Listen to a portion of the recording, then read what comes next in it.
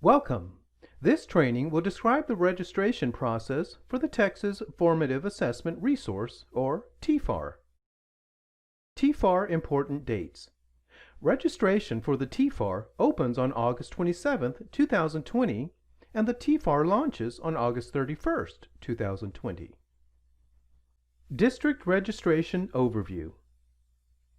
Districts that choose to participate in the optional Texas Formative Assessment Resource, TFAR, must register, including those districts who participated in the optional end-of-year, EOY, or beginning-of-year, BOY assessments.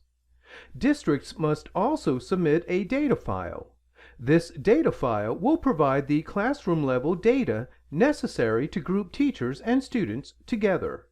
Each district will have a Secure File Transfer Protocol, or SFTP site with a TFAR folder to post and transmit TFAR data files. If the district participated in BOY, the SFTP credentials will be the same. Formative Assessment Resource Registration Process. Districts will follow these steps to register for TFAR. Step 1. Districts submit the TFAR registration web form. Step 2. District Testing Coordinator, DTC, receives access to their TFAR SFTP folder. Step 3. DTC uploads initial registration data to SFTP site. Data may be uploaded into the SchoolNet platform nightly. And Step 4. Unique Campus Testing Coordinator, CTC, SFTP accounts are generated. SchoolNet user logins are generated for DTC, CTCs, and teachers. TFAR District Registration Form. The TFAR District Registration Form is located on the TEA Texas Formative Assessment Resource web page. TFAR SFTP site. The DTC will receive an email with credentials to the SFTP secure site. One login will be provided for the district folder. Once registration data is submitted and loaded, one login will be provided for each campus folder. The SFTP site is located at https://sftp2.schoolnet.com/. User account distribution. CTC SFTP account credentials will be posted to the TFAR folder in the SFTP site. DTC will distribute SFTP credentials to CTCs or designated campus support personnel. The CTC or designated campus support personnel can then log into the SFTP to access campus SchoolNet user accounts and also post data. This is for their campus only. SchoolNet user login distribution. DTC, CTC, full set SchoolNet credentials will be posted to usernames folder on the SFTP site, DTC access only. CTC and teacher SchoolNet credentials will be posted to campus usernames folder on the SFTP for individual campuses. SFTP folder structure for DTC. The following folders will be posted to the DTC SFTP site. The Benchmarks folder. This folder will contain BOY data for those districts who participated. The TFAR folder. Districts should use this folder to submit registration files and view campus SFTP folders, initial and ongoing, after registration. And the Usernames folder. This will have all credential-related files for the district. SFTP folder structure for CTC. The following folders will be posted to the CTC SFTP site. Campus folder. This folder will be nested in the district TFAR folder and will be named using the CDC number. Campuses should use this folder to submit registration files and view campus user credentials. And the Usernames folder. This will have all credential-related files for the campus. District registration. Districts must use the TFAR student-teacher registration file format to register students and teachers. Upon successful registration file upload, using the required registration file format, the district, campus, and its participating teachers will be set up in SchoolNet within 72 hours.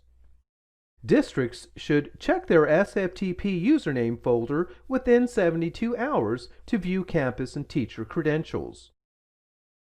Data fields. The data field descriptions are listed on the following screens. They include the grade level code, campus ID of enrollment, and student information.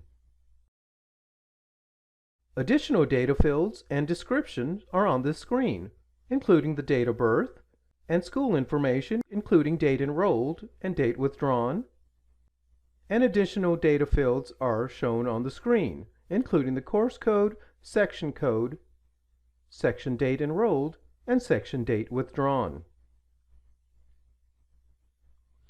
Initial file submission. The registration file must include the required data elements and be saved as a CSV file. The file format and a sample file can be found on TEA's TFAR webpage. The initial file must be submitted by the DTC and named districtcode.csv, for example 999.999.csv. Staff email address will be used for teacher account distribution and must be completed accurately. In the first submission, withdrawal dates will be empty. These will only be added when students leave the district, move to a different campus section, or another section within the campus. Ongoing file submission. Teacher classroom data must be current. Why? Data will need to be provided on a regular basis to address student mobility and new enrollments. Frequency. As often as nightly if using a SIS vendor. However, a district with very limited mobility may post updated files on a weekly or bi-weekly basis. Ongoing file submission. Teacher classroom data must be current. How? District level. DTC can set up an automatic job to perform a nightly extraction of the file from the SIS to the SFTP site. Data will then be processed and refreshed each night in SchoolNet. Campus level. Alternatively, CTCs can provide updated files for their campus only via their SFTP accounts. This data will still need to be provided from the source system, for example the SIS, to ensure data accuracy and consistency. Ongoing file submission. File submissions must be cumulative, meaning it must contain all data records from the beginning of the school year to current. Withdrawal dates should be added to applicable records as students leave, move within the district or campus. These records remain in the file. If a student is new, moving to a different section or campus section, records would be added with applicable enrollment date. File name convention. First file, and if provided ongoing by DTC, maintain the same file name used with the initial submission, districtcode.csv, for example 999.999.csv. If provided by CTC, files must be submitted with the following name, campuscode.csv, for example 999.9999.csv. Teacher credentials. Teacher accounts associated with applicable student sections are automatically generated in the SchoolNet system. Each teacher will receive an email at the email address included in the registration file. The email will include the teacher username, temporary password, and link to SchoolNet. SchoolNet login credentials will also be available to the DTC CTC on the SFTP site as a CSV file. Sign in. All users must select their district from the Sign In With dropdown. When the DTC, CTC, and teacher logs into SchoolNet for the first time, they will be prompted to change their password. Teacher password. In addition to the email sent to the teacher, a user credential file will be updated nightly and posted to each campus folder in the SFTP site. The CTC for that campus may access this folder to help support teachers with login information if needed. Once a teacher has changed their password, it will show up as an asterisk in the file and not be displayed. If a teacher has forgotten their password, they may contact Pearson support. Non-participating districts. A teacher will not be able to register individually. A district or campus level testing coordinator will need to be able to extract data file from source sys system. If a teacher wants to participate, they should talk to the DTC or CTC to see if they are willing to provide data in the required format. A DTC will need to complete registration and submit the initial data file. Please note, this data will need to be updated and submitted regularly to adjust for student mobility. Resources and support. To find TFAR FAQs and training materials, visit the TFAR webpage.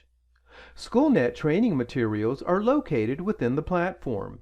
It is important that users complete the essentials trainings prior to creating tests or items. For questions and assistance regarding the information in this presentation, contact the Customer Service Center by calling 800-627-0225. Submit general questions to the Student Assessment Help Desk. For specific questions, again, contact Pearson at 800-627-0225. Thank you for viewing this presentation.